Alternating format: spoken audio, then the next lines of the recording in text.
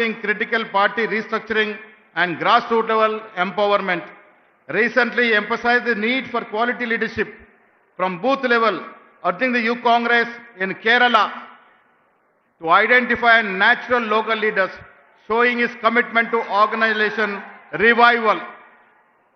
Today, with his guidance, we recommit ourselves to building a more vibrant, disciplined and people-centered Congress.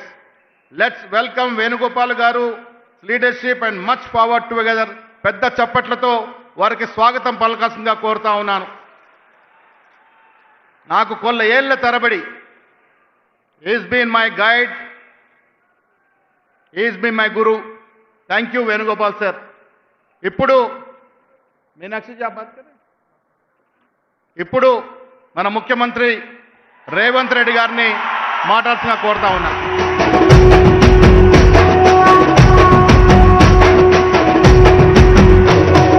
మూడు రంగుల జెండా బట్టి సింగమోలే కదిలేనాడు ఒక్కరో కాంగ్రెస్ సూర్యుడు మన రాహుల్ గాంధీ నిగదీసి అడిగే మునగాడు. వీడు భూమిన వానైతాడు, బీద సాదల ధైర్యం వీడు, దోపిడి చుక్కల వరతం పడతాడు. మన రాహుల్ గాంధీ దేశం బంగారు పోతే అవుతాడు. ఇందిరమ్మ సంక్షేమాలు, సోనియమ్మ చేసిన మేలు, స్వాతంత్రం తెచ్చిన పార్టీ తెలంగాణ ఇచ్చిన పార్టీ. మూడు రంగుల జెండా బట్టి జై కాంగ్రెస్. గట్టిగా ఢిల్లీకి వినిపించాలి, మోడీ గుండెలు అదరాలి. జై కాంగ్రెస్. ధన్యవాదాలు మిత్రులారా. సామాజిక న్యాయ సమరభేరి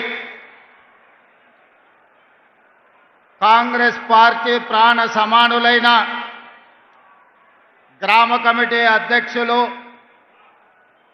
క్రియాశీలక కార్యకర్తల సమావేశానికి అధ్యక్షత వహించిన మిత్రులు, పిసిసి అధ్యక్షులు మహేష్ కుమార్ గౌడ్ గారు, ఈ కార్యక్రమానికి ముఖ్య అతిథులుగా విచ్చేసిన పెద్దలు, ఏఐసిసి అధ్యక్షులు, 55 సంవత్సరాల సుదీర్ఘ రాజకీయ అనుభవం కలిగిన దురంధరుడు, బ్లాక్ కాంగ్రెస్ ప్రెసిడెంట్ నుంచి ఏఐసిసి అధ్యక్షుడిగా అన్ని బాధ్యతలను నిర్వహించి ఈనాడు మనకు దశ దిశ నిర్దేశం అందించడానికి విచ్చేసిన పెద్దలు శ్రీ మల్లికార్జున్ ఖర్గే గారు, ఎన్ఎస్వై నుంచి నేటి వరకు ఓటమి ఎరగకుండా కాంగ్రెస్ పార్టీ క్రియాశీలక రాజకీయాలలో రాటుదేలి కేరళ నుంచి ఈరోజు ఢిల్లీ స్థాయిలో ప్రధాన కార్యదర్శి ఆర్గనైజేషన్ బాధ్యత తీసుకొని వివిధ రాష్ట్రాలలో కాంగ్రెస్ పార్టీని సమన్వయం చేస్తూ సమస్యలను పరిష్కరిస్తూ ఈరోజు మనకు అండగా నిలబడడానికి విచ్చేసిన పిఏసి చైర్పర్సన్ కేసీ వేణుగోపాల్ గారికి, ఉప ముఖ్యమంత్రి వర్యులు మిత్రులు బట్టి విక్రమార్క గారికి, వేదికను అలంకరించిన సహచర మంత్రివర్గ సభ్యులు, పార్లమెంట్ సభ్యులు, శాసన మండలి సభ్యులు, శాసన సభ్యులు, వివిధ కార్పొరేషన్ల చైర్మన్లు, ప్రభుత్వ సలహాదారులు, జిల్లా పార్టీ అధ్యక్షులు, మండల పార్టీ అధ్యక్షులు, గ్రామ కమిటీ అధ్యక్షులు, ప్రాణ సమానులైన కాంగ్రెస్ పార్టీ కార్యకర్తలందరికీ నా హృదయపూర్వకంగా నమస్కారాలు. ఈ సమావేశానికి స్వాగతం, సుస్వాగతం. మిత్రులారా, మీకందరికీ తెలుసు, తెలంగాణలో మాకు తిరుగులేదని అహంకారంతో రంకెలేస్తూ విర్రవీగుతున్న సమయంలో కల్వకుంట్ల గడిని బద్దలు కొట్టి 3 రంగుల జెండా చేత బూని 3 రంగుల కండువా మెడలో కట్టుకొని గుండెల నిండా ధైర్యం నింపుకొని తెలంగాణ నలుమూలల 4 కోట్ల మందిని చైతన్యం చేస్తూ తండాలలో, గూడాలలో, మారుమూల పల్లెల్లో ప్రతి తలుపును, ప్రతి గుండెను తట్టి డిసెంబర్ 7, 2023 నాడు ఇదే ఎల్బీ నగర్ మైదానం సాక్షిగా మన నాయకురాలు తెలంగాణ ప్రదాత శ్రీమతి సోనియా గాంధీ గారి నాయకత్వంలో యువకులు రాహుల్ గాంధీ గారి నేతృత్వంలో ఇక్కడనే ప్రజారాజ్యం, ప్రజా పరిపాలన, ఇందిరమ్మ రాజ్యాన్ని ఇక్కడనే మనం ఏర్పాటు చేసుకున్నాం. ఆనాడు మొదలుపెట్టిన మన నడక ఈనాడు తెలంగాణలో నలుమూలల్లో రైతుల విషయంలో కావచ్చు, మహిళలు కావచ్చు, విద్యార్థులు కావచ్చు, నిరుద్యోగ యువకులు కావచ్చు, ఉద్యమకారులు కావచ్చు, అమరవీరుల కుటుంబాలు కావచ్చు, తెలంగాణలో ప్రతి ఒక్కరిని తడుతూ ప్రతి గుండెకు చేరుతూ ఈరోజు ప్రజా పరిపాలనను అందిస్తూ ఈ సమావేశాన్ని ఏర్పాటు చేసుకున్నాం. మిత్రులారా, ఈ 18 నెలల్లో ప్రభుత్వం ఏర్పడినాడు ఎంతకాలం ఉంటుంది ఇది? 3 నాళ్ళ ముచ్చటనే అన్నవాళ్ళు ఉన్నారు. 3 నాళ్ళు అయిన తర్వాత ఈ ప్రభుత్వం ఉంటుంది కానీ సంక్షేమ పథకాలు అమలు చెయ్యలేరు అన్నారు. సంక్షేమ పథకాలు అమలు చేసిన తర్వాత వీళ్ళు కలిసి ఉండరు, రోజు కలహించుకుంటారు, కాంగ్రెస్ వాళ్ళకు కలిసి ఉండే లక్షణమే లేదు అన్నారు.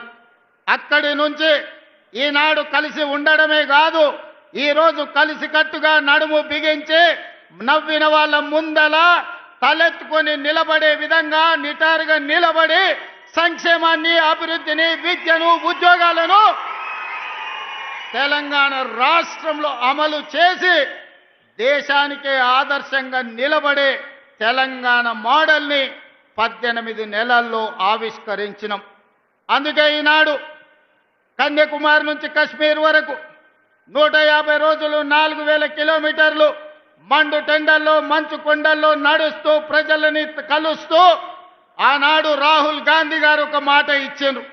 మీరు తెలంగాణలో కాంగ్రెస్ ప్రభుత్వాన్ని ఏర్పాటు చేయండి, తప్పకుండా తెలంగాణ రాష్ట్రంలో జనగణనతో పాటు కులగణన చేస్తాం, అదే కాకుండా మాదిగ ఉపకులాలకు సంబంధించిన ఎస్సీ వర్గీకరణ చేసి తీరుతామని రాహుల్ గాంధీ గారు మాట ఇస్తే 2024 ఫిబ్రవరి 4 నాడు మొదలుపెట్టి 2025 ఫిబ్రవరి 4 నాడు సంవత్సరం తిరిగే లోపల సామాజిక న్యాయం చేస్తూ కులగణను పూర్తి చేసి ఎస్సీ వర్గీకరణ చేసి జాతికి అంకితం చేసి ఫిబ్రవరి 4ను సోషల్ జస్టిస్ డేగా ఈరోజు తెలంగాణ రాష్ట్రం జరుపుకుంటున్నది అని అంటే రాహుల్ గాంధీ గారి యొక్క ఉక్కు సంకల్పాన్ని ఈరోజు మనం అమలు చేస్తున్నాం. మిత్రులారా, ఈరోజు దెబ్బతిన్న ఆర్థిక వ్యవస్థ, అడగంటిపోయిన రాజ్యాంగబద్ధ సంస్థల ప్రతిష్ట, వీటన్నిటిని పునరుద్ధరించుకుంటూ ఒక్కొక్క కష్టాన్ని అధిగమించుకుంటూ ఒక్కొక్క సమస్యను పరిష్కరించుకుంటూ తెలంగాణ రాష్ట్రాన్ని అభివృద్ధి పదం వైపు నడిపించే పని ఈరోజు నేను నా మంత్రివర్గ సహచరులు ముందుకు తీసుకెళ్తున్నాం.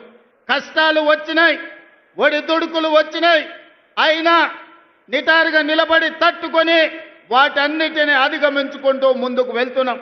ఇవాళ మిత్రులారా, తెలంగాణ సమాజంలో 70% రైతాంగం, 70% రైతాంగం కోసం ఈ 18 నెలల్లో రైతు భరోసా కావచ్చు, రైతు బీమా కావచ్చు, లేకపోతే గిట్టుబాటు ధర కావచ్చు, రైతు రుణమాఫీ కావచ్చు, ఈరోజు రైతులకు సంబంధించిన సంక్షేమ పథకాలలో సన్న వడ్లకు 500 రూపాయల బోనస్ కావచ్చు, 18 నెలల్లో ఈ దేశంకే ఆదర్శంగా నిలబడే విధంగా రైతాంగానికి 1,04,000 కోట్ల రూపాయలు ఖర్చు పెట్టి ఈ దేశంలో రైతులను ఆత్మగౌరవంతో నిలబడే విధంగా 25,55,964 మంది రైతులకు 21,000 కోట్ల రూపాయల రైతు రుణమాఫీ చేసి రైతులకు అప్పు రుణ విముక్తిని చేసిన పార్టీ ప్రభుత్వం కాంగ్రెస్ పార్టీ, తెలంగాణ ప్రభుత్వం అని ఈ వేదిక మీద నుంచి నేను గర్వంగా చెప్పదలుచుకున్న. మిత్రులారా,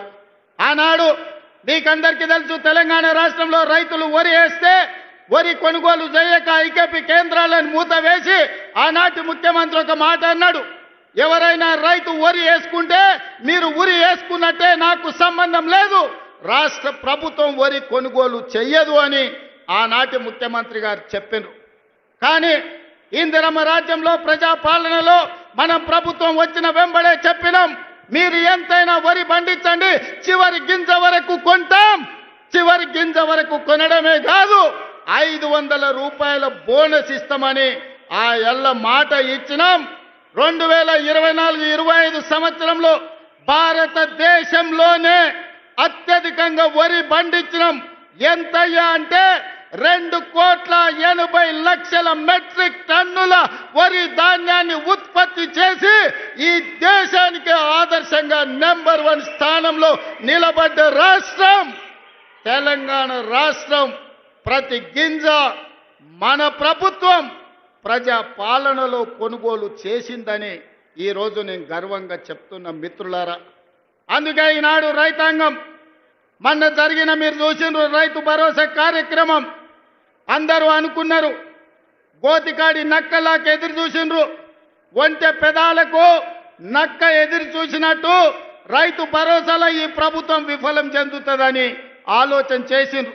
నేను చెప్పిన 9,000 కోట్ల రూపాయలు 9 రోజుల్లో రైతుల ఖాతాలో వేస్తామని చెప్పి 70 లక్షల మంది రైతులకు 9 రోజుల్లో 9,000 కోట్ల రూపాయలు వేసి రైతు ప్రభుత్వం, ఈ ప్రభుత్వంలో రైతును రాజును చేస్తాం. మా ఉద్దేశం, మా లక్ష్యం వ్యవసాయం దండుగ కాదు, వ్యవసాయం పండుగ చేస్తామని చెప్పినాం. చేసి చూపించి ఆ ఘన విజయాన్ని సాధించి ఇవాళ రైతులు తలెత్తుకునే విధంగా ఇది రైతు రాజ్యం అంటే ఇట్లా ఉండాలి. 24 గంటల ఉచిత కరెంటు ఇవ్వాలి, రైతులు పండించిన పంట కొనాలి, రైతులకు రుణమాఫీ చెయ్యాలి, రైతులకు రైతు భరోసా ఇవ్వాలి అని ఈరోజు ఈ ప్రజా పాలనలో ఇందిరమ్మ రాజ్యంలో మనం అమలు చేసిన మిత్రులారా. ఇవాళ ఎవరైనా సరే నేను సవాలు విసురుతున్నా, అది ఢిల్లీలో ఉండే మోడీ అయినా సరే, గల్లీలో ఉండే కేడీ అయినా సరే, చర్చ పెడతాం. పార్లమెంటులోనా అసెంబ్లీలోనా రైతు రాజ్యం ఎవరు తెచ్చిండ్రు, రైతులకు అండగా నిలబడ్డది ఎవరో తేల్చుకుందాం.